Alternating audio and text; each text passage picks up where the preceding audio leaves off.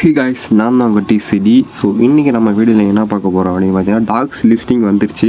So இது வந்து உண்மையிலே ஒரு ஹாப்பியான விஷயம் அப்படின்னா, ஸோ நிறையா போராட்டங்கள் அது இதுன்னு கடந்து வந்திருக்கோம் நம்ம. ஸோ உண்மையிலே சூப்பரான விஷயம் தான். ஸோ அப்புறம் இப்படி வந்து பைனான்ஸில் எப்படி செல் பண்ணுறது, பை பண்ணுறது அப்படின்னு கேட்டுருந்தீங்க. அதை ஒரு டவுட் கிளாரிஃபை பண்ணிடலாம். அதுக்கப்புறம் வேறு என்ன, பைபிட் அந்த மாதிரி அதர் எக்ஸ்சேஞ்சஸும் எப்படி பண்ணுறது சொல்லிட்டு அடுத்தடுத்த வீடியோவில் போட்டுடலாம். ஸோ இன்றைக்கி ஃபஸ்ட்டு வந்து நம்ம டாக்ஸ் பைனான்ஸில் எப்படி பண்ணுறது அப்படின்னு பார்க்கலாம். ஸோ டாக்ஸ் வந்து நிறையா போயிட்டு இருந்தது, ஃபேக்கு அது இதுன்னு எல்லாம் நிறைய ரூமர்ஸ் வந்துச்சு. ஸோ இன்றைக்கி வந்து ஃபைனலாக லிஸ்ட் ஆக போகுது. இன்னும் கொஞ்சம் நேரம் தான் இருக்குது. 5:30க்கு வந்து லிஸ்டிங் ஸ்டார்ட் ஆகிடும். ஸோ அதுக்கு முன்னாடி இந்த வீடியோ வந்து உங்கள்கிட்ட சொல்லிக்கிறேன். பைனான்ஸில் எப்படி செல் ஆர் பை, அப்புறம் எப்படி நம்ம ஐஎன்ஆர் மாற்றி கையில், அதாவது யூஎஸ்டி வந்து இப்படி ஐஎன்ஆரை மாற்றுறது, நம்ம கையில் எப்படி காசு கொண்டு வர்றது, ஸோ அதையும் பற்றி ஃபுல்லாக சொல்லிடுறேன். வாங்க வீடியோக்குள்ளே போகலாம். ஸோ ஃபர்ஸ்ட் பைனான்ஸ் ஓப்பன் பண்ணிக்கோங்க. பைனான்ஸ் ஓப்பன் பண்ணிங்கன்னா எப்படி உங்கள் டாக்ஸ் எங்கே இருக்குது, வேலெட்டில் எங்கே இருக்குது அப்படின்னு கண்டுபிடிக்கணும் அப்படின்னா, ஸோ கீழே பார்த்தீங்கன்னா வேலெட்ஸ் அப்படின்னு காட்டுதா, இந்தக்கிட்ட காட்டும். ஸோ உங்கள்கிட்ட வேலெட் காட்டல அப்படின்னா பைனான்ஸ்லேருந்து இந்தமாரி சர்ச் பண்ணிங்க அப்படின்னா இங்கே ப்ரோன்னு ஒன்று இருக்கும். பைனான்ஸ் ப்ரோன்னு இருக்கும். பைனான்ஸ் ப்ரோ கொடுத்துக்கோங்க. ஸோ பைனான்ஸ் லைட்டில் இப்படி தான் இருக்கும். சில பேருக்கு போர்ட்டோஃபீலோ இந்தமாரி இருக்கும். இதை கொடுக்காதீங்க. இங்கே கிளிக் பண்ணிங்க அப்படின்னா பைனான்ஸ் ப்ரோ அப்படின்னு இருக்கும். இதை கொடுத்தீங்கன்னா தான் வேலெட்டு அந்தமாரி காட்டும். ஸோ இது வேலெட்டை கிளிக் பண்ணுங்கள். வேலெட்டை கிளிக் பண்ணிங்க அப்படின்னா டாக்ஸ் லான்ச் பூல் அப்படின்னு போட்டிருக்கா. ஸோ இதில் வந்து என்னோடய இது காட்டுது.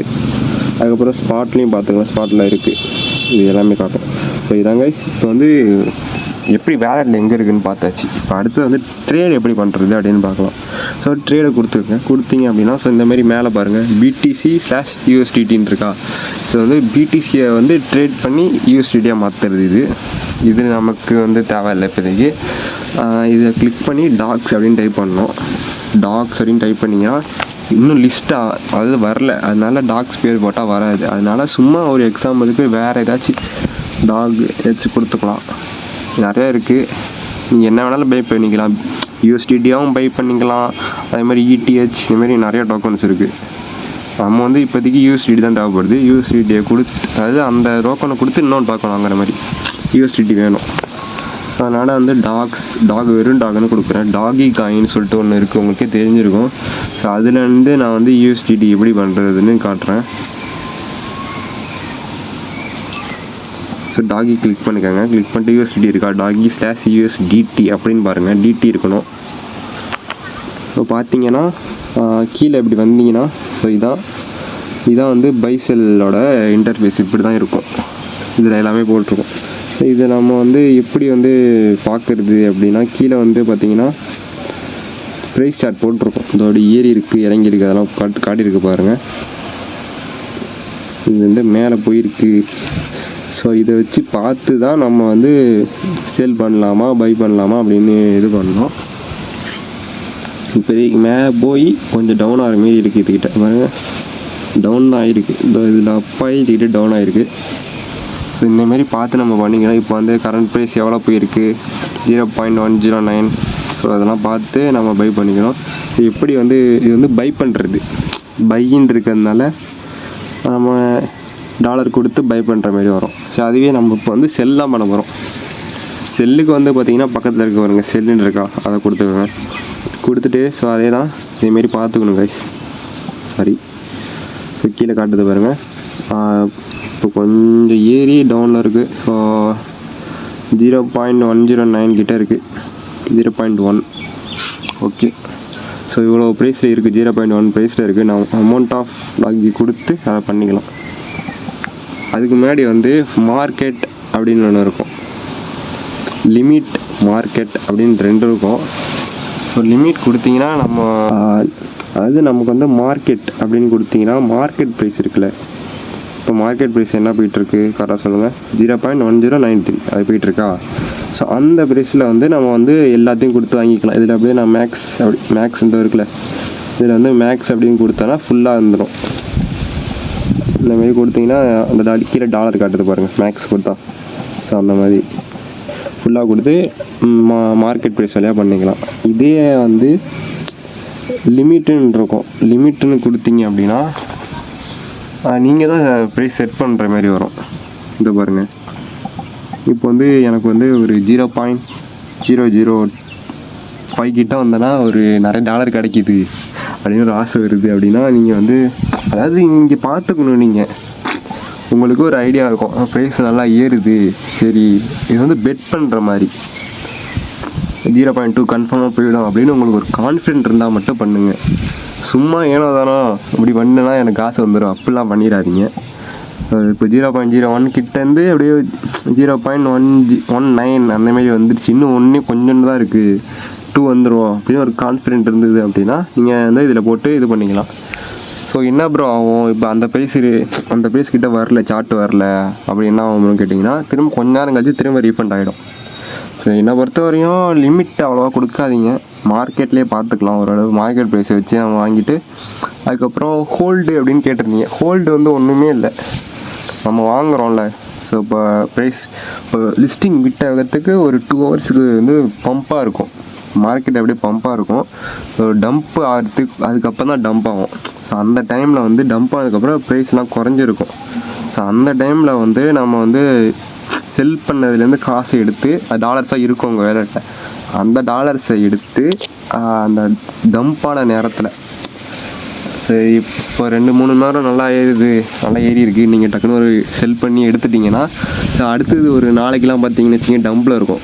டம்பில் இருக்கிறப்ப அது ஹோல்டு பண்ணுறது உங்கள் விருப்பம் தான், நீங்கள் பண்ணுறது தான், கம்பல்சரி பண்ணணும் அப்படின்லாம் சொல்லலை, உங்கள் விருப்பம் தான். அது ஏறும் இறங்கிடும், இல்லை அப்படியே ஃபுல்லாக கூட டவுன்லேயே கூட போகிறதுக்கு வாய்ப்பு இருக்குது. அது நம்ம கையில் இல்லை, அது உங்களோட இது தான், பண்ணுறதுனா பண்ணிக்கோங்க. ஸோ நான் ஹோல்ட் பண்ணலான்ட்டு இருக்கேன், இன்னொரு ஐடி இருக்குது அதுலேருந்து ஹோல்ட் பண்ணலாம் அப்படின்ட்டு இருக்கேன். ஸோ அதான் அப்படி பண்ணி வச்சுருங்க. கொடுத்தீங்கன்னா வந்துடும். செல்னு கொடுத்தீங்கன்னா இந்த மார்க்கெட்டில் செல்னு கொடுத்தீங்கன்னா ஃபுல்லாக அப்படியே போய் உங்களுக்கு யூஎஸ்டிடியாக வந்துடும். ஸோ அதே வந்து லிமிட்டில் கொடுத்தீங்கன்னா இந்த இடத்துல ஷோ ஆகும், அது வந்து ஒரு அந்த ப்ரைஸ் ரீச் ஆகிற வரையும் இந்த இடத்துல உங்களுக்கு ஷோ ஆகிட்டு இருக்கும். அந்த ப்ரைஸ் ரீச் ஆனதுக்கப்புறம் உங்களுக்கு டாலராக வந்துடும். அதுக்கப்புறம் வரல, அந்த ப்ரைஸ் வரல அப்படின்னா திரும்ப உங்கள்கிட்ட கொடுத்துருவாங்க அந்த டோக்கனை, அவ்வளோதான் கைஸ். இப்போ வந்து எப்படி வந்து P2P எப்படி பண்ணுறது அப்படின்னு பார்க்கலாம். அதுக்கு வந்து ஒன்றுமே ஹோம் வந்துக்கோங்க, ஹோம் வந்துட்டு P2Pன்னு டைப் பண்ணுங்கள். P2P டைப் பண்ணிக்கிட்டா P2P கொடுத்துக்கோங்க. P2P கொடுத்தீங்கன்னா இங்கே வந்து எனக்கு வந்து USDT இருக்குது, நான் வந்து செல் பண்ணோம் அப்படின்னு கொடுத்துட்டு இது வெரிஃபைடுன்னு இருப்பாங்க, அவங்களாம் பார்த்து பண்ணுங்கள், அவங்களாம் வெரிஃபைடு தான். கம்ப்ளீட்டேஷன் போட்டிருக்கோம் 99.30% அவங்க முடிச்சு கொடுத்துருவாங்க, 95.30% முடிச்சு கொடுத்துருவாங்க. அங்கே 100% கேரண்டாக கொடுக்கல, முன்னாடி 99, 95 அந்த மாதிரி கொடுத்துருக்காங்க. இதில் கம்மியாக உள்ளதெல்லாம் பார்த்து பண்ணிடாதீங்க, இதுலேயே நிறைய ஸ்கேம்ஸ்லாம் நடக்குது. வெரிஃபைடான்னு பார்த்துக்கோங்க. அப்புறம் ஆன்லைனில் இருக்காங்கன்னு பார்த்துக்கோங்க, இது பச்சை கலர் லைட் வரையும். அப்புறம் அந்த டைம் லிமிட்டு அதெல்லாம் பார்த்துக்கோங்க. கொடுத்து எப்படி செல் பண்ணுறோன்னா டெபாசிட்டில் ஒருத்தர் இருக்கார், இவர்கிட்ட லிமிட்டும் வந்து இந்த இவ்வளோ லிமிட் இருக்குது, அதில் பார்த்தீங்கன்னா தெரியும் ப்ரைஸ் போட்டிருக்கோம். ஸோ நிறையா வச்சுருக்காரு. ஸோ அப்படியே செல்லுன்னு கொடுத்தீங்கன்னா ஓகே நெக்ஸ்ட் அதில் சொல்லி காட்டும் எப்படி பண்ணுறது அப்படின்ட்டு. அதான் நீங்கள் இதிலே பண்ணுறப்ப உங்களுக்கு ஒரு நாலேஜ் வந்துடும். எவ்வளோ USDT பண்ண போகிறேன் அப்படின்னா சும்மா ஒரு 50-500 போட்டுக்கலாம். சும்மா எக்ஸாம்பிளுக்கு சொல்கிறேன், ஒரு சாம்பிள் தான் சொல்கிறேன் தவிர என்கிட்ட ஒன்றுமே இல்லை, இதுக்கப்புறம் தான் பண்ண போகிறோம் ஓகேங்களா. அதுக்கப்புறம் பேமெண்ட் மெத்தடில் வந்து நீங்கள் வந்து பேங்க் அக்கௌண்ட்லேயும் பண்ணிக்கலாம், அப்படின்னா UPI பண்ணிக்கலாம். IPMS எனக்கு சரியாக தெரில, அதெல்லாம் நமக்கு தேவையில்லாத தான். ஸோ நமக்கு மோஸ்ட்லி பேங்க் அக்கௌண்ட் இருக்கும், அப்படி இல்லைனா UPIயில் ஈஸியாக எடுத்துக்கலாம். ஸோ UPI வந்து பார்த்திங்கன்னா உங்கள் UPI ஐடி போட்டுருங்க. அப்புறம் அந்த QR கோட் இருக்கும், நம்ம ஜிபே QR கோட் அதை போட்டுருங்க. போட்டுட்டு அதுக்கப்புறம் உங்கள் பேர் வந்து அந்த KYCயில் கொடுத்துருப்பீங்க தெரியுமா. நீங்கள் வந்து என்ன பண்ணியிருப்பீங்க, சரி KYC பண்ணணும்னு சொல்லிட்டு உங்கள் அம்மா அப்பா பேரண்ட்ஸ் அந்தமாரி போட்டு வச்சுருப்பீங்க.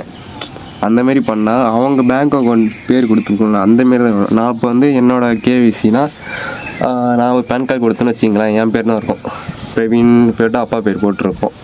இப்போ வந்து அதே வந்து வேறு நீங்கள் வந்து ஃபஸ்ட்டு வேறு கொடுத்து உங்கள் ஃபாதர் அந்தமாரி கொடுத்து நீங்கள் உங்களோடதை கொடுத்தீங்க அப்படின்னா அந்தமாரி வராது. அவங்க இந்த பேங்க்கு சேமாக இருக்கணும், இந்த KYC கொடுத்ததும் சரியாக இருக்குது, எல்லாமே சேமாக இருக்கும். இன்னொருத்தவங்களோடதை கொடுத்துட்டு உங்களோடதை போடுறது, உங்களோடதை போட்டுட்டு இன்னொருத்தவங்களோட போட்டுச்சு அந்தமாரி இருந்தால் வராது சொல்லியிருக்காங்க, சில பேருக்கு வரல. அந்தமாரி பண்ணாதீங்க. ஸோ அவ்வளோதாங்க, இப்படி தான் பண்ணணும். ஸோ இதுவும் வேணாம், சரி எனக்கு வந்து நான் வேறு மாரி கொடுத்துட்டேன் அப்படின்னா நீங்கள் வந்து உங்களுக்கு தெரிஞ்சவங்க பல பேர் யூடியூபர்ஸ், ட்ரஸ்டட் பர்சன் அவங்களாம் இருப்பாங்க.